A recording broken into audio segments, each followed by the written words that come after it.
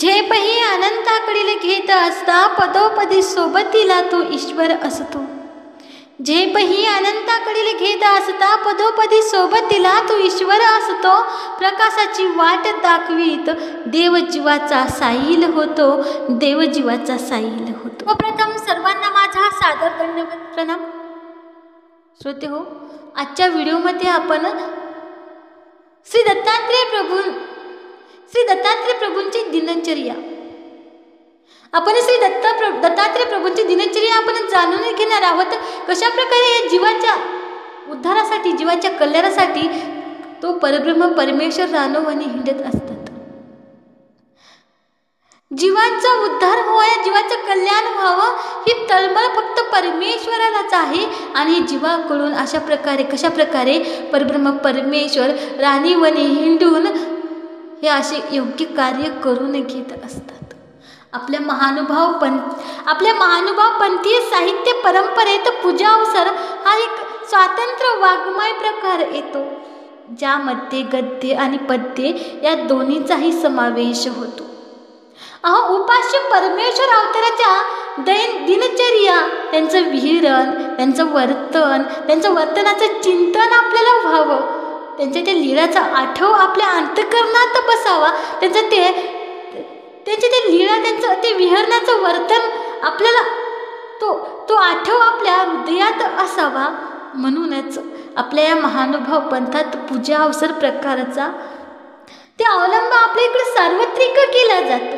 विशेषतः सर्वत्र श्री चक्रधर स्वामींचे जर आपण पूजा अवसराबाबत बोललं तर श्री चक्रधर स्वामींचे तिन्ही टाईमचे पूजा अवसर आपल्याला दिसून येतात। सायंकाळचा पूजा अवसर, दुपारचा पूजा अवसर आणि सकाळचा पूजा अवसर, अशा प्रकारे तिन्ही टाईमचे पूजा अवसर श्री चक्रधर स्वामींचे आहेत।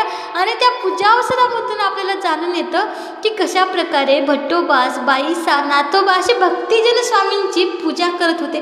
किती सुंदर तो अवसर होता आणि कशा प्रकारे देवाला भक्तिजन विनवत होते आणि देव कशा प्रकारे भक्तिजनाला निरूपण करीत होते, अशी एक त्यांची दिनचर्या, त्यांचं पहुड होणं, आरोग्य करणं, अशी दिनचर्या आपल्याला पूजा अवसरामध्ये जाणून येत असते।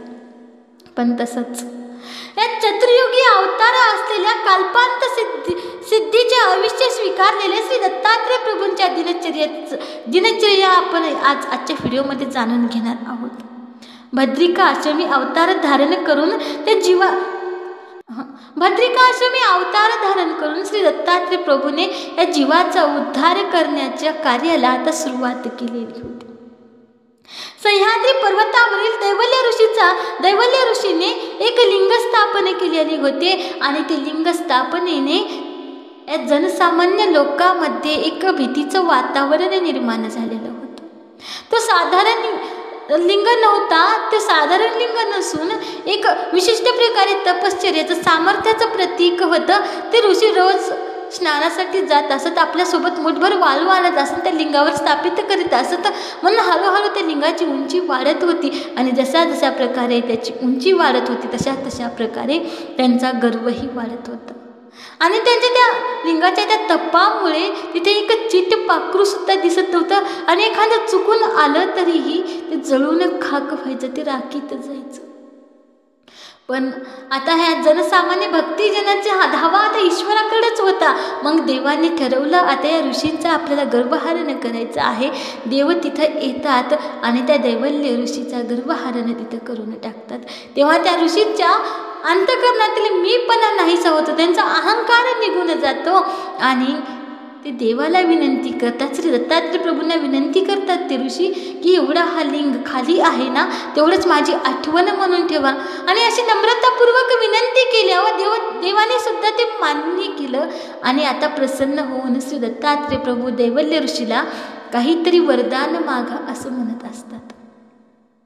आता या दैवल्य ऋषीच्या अंतःकरणातील मीपणा निघून गेलेला होता आणि मीपणा निघून जातो तेव्हा तो ईश्वराचा भक्त होत असतो आणि तो भक्त तेव्हा आपल्यासाठीच काहीच मागत नाही, ते सर्वांसाठी जे हितकारक आहे तेच भक्त मागत असतो आणि तेच श्री दैवल्य ऋषींनी मागितलेलं आहे।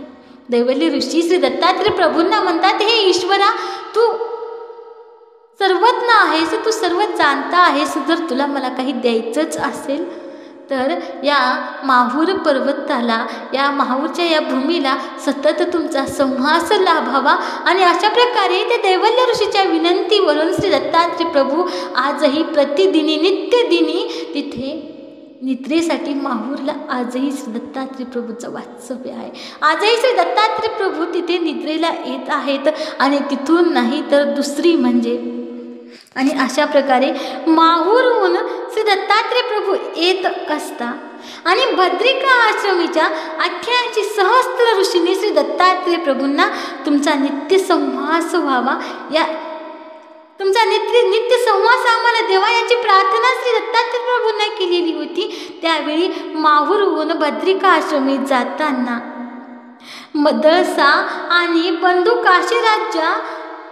काशीराजाच्या विनंतीवरून मनकर्णा घाटावर स्नान करून त्या आर्तजीवांना ज्ञान देण्यासाठी, या पुराण ग्रंथावर या आर्तजीवांना ज्ञान देण्यासाठी, त्यांचं कल्याण करण्यासाठी श्री दत्तात्रय प्रभू आजही नित्यदिनी प्रतिदिनी त्या बद्रिका आश्रमीत जात असतात. आणि तिथून नाही तर एक कोल्हापूरलाही श्री दत्तात्रय प्रभूंची दुपारची भिक्षा असते.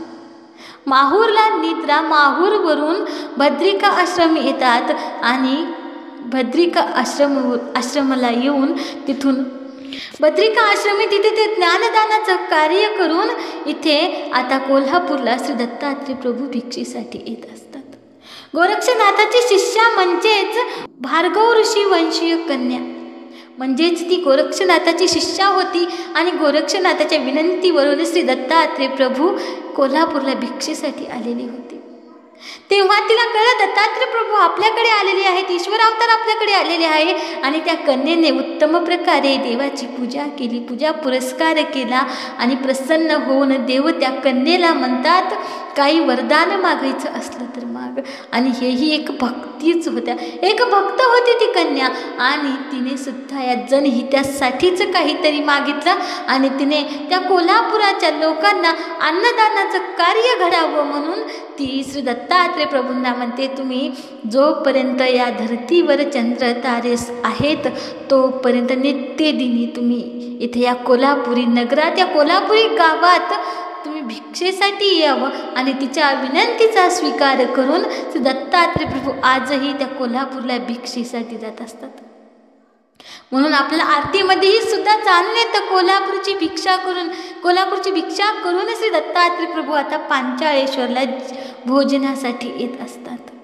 ही एका भक्ताची विनंतीच आहे. त्या भक्ताच्या मार्फत आपल्या सगळ्यांचं हित यामध्ये सामावलेलं आहे. अशा प्रकारे ते महातपस्वी आत्मऋषी पांचाळ राजा आणि विज्ञानेश्वराच्या विनंतीवरून पांचाळेश्वरी म्हणजेच आत्मतीर्थी भोजनासाठी श्री दत्तात्रय प्रभू तिथे येतात. आणि अशा प्रकारे चतुर्युगी असं नित्यदिनी एकदम परफेक्ट वेळावर सतत भ्रमणशील असणाऱ्या श्री दत्तात्रय प्रभूंची ही दिनचर्या अतिशय लक्षणीय आहे.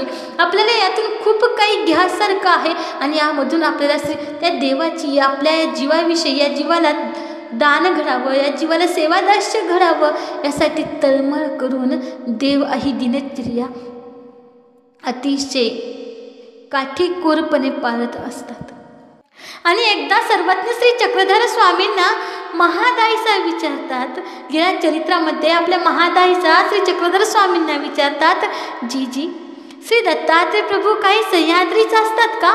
सह्याद्रीलाच त्यांचा वास असतो का?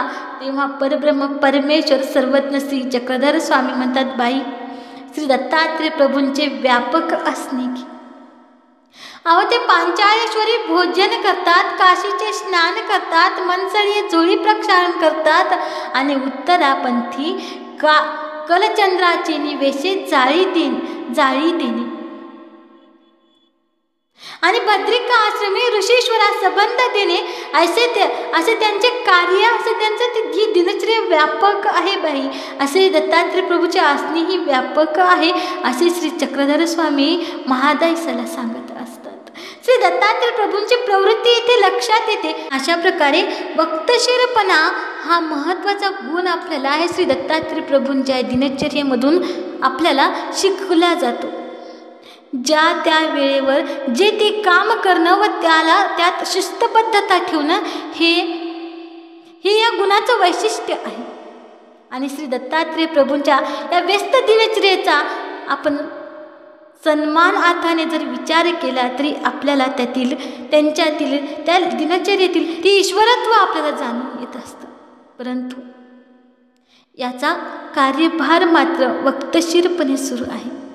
सकाळी वाराणसीचे मेरुवाळीचे स्नान, कोल्हापूरची भिक्षा, दुपारी पांचाळेश्वरी भोजन व रात्री माहूर येथे निद्रा अशी ही दिनचर्या श्री दत्तात्रय प्रभूंची आहे. माहूर ते वाराणसी ते माहूर ते वाराणसी, वाराणसी ते कोल्हापूर या अंतराचा आपण विचार आपल्या मनुष्य देहाने केला तर आपण लगबगीने अतिशय फास्ट म्हणून विमानाने जरी प्रवास केला तरी इतक्या लवकर ते शक्य नाही. पण ते ईश्वरासाठी काहीच अशक्य नाही. ईश्वर भक्तासाठी कितीही धडपड करतो. ज्या प्रकारे एखादी आई आपल्या मुलांसाठी काहीही करू शकते तसेच ईश्वर माऊलीही या जीवांचा कल्याण करण्यासाठी काहीही करू शकते. जे अशक्य असेल तेही शक्य करतो, तो म्हणजे तो परब्रह्म परमेश्वरच असतो. आणि ह्याच त्यांचं या दिनचर्येच्या माहितीतून आपल्याला दिसून येतं की कशा प्रकारे श्री दत्तात्रय प्रभू आजही आपल्यामध्ये विद्यमान आहेत. श्री दत्तात्रय प्रभू आजही पांचाळेश्वरला भोजनाला येतात, कोल्हापूरला भिक्षेला येतात आणि भद्रिका आश्रमामध्ये ज्ञानदानाचं कार्य करून आपल्याला तृप्त करतात. या जीवाचं कल्याणाचं मार्ग आपल्याला दाखवून देतात. बाकी एवढंच बोलेन. ही श्री दत्तात्रय प्रभूंची दिनचर्या, त्यांच्या ते लीळाचिंतन कसं वाटलं ते कमेंटमध्ये नक्कीच कळवा. दंडवत प्रणाम. जय श्री चक्रधर.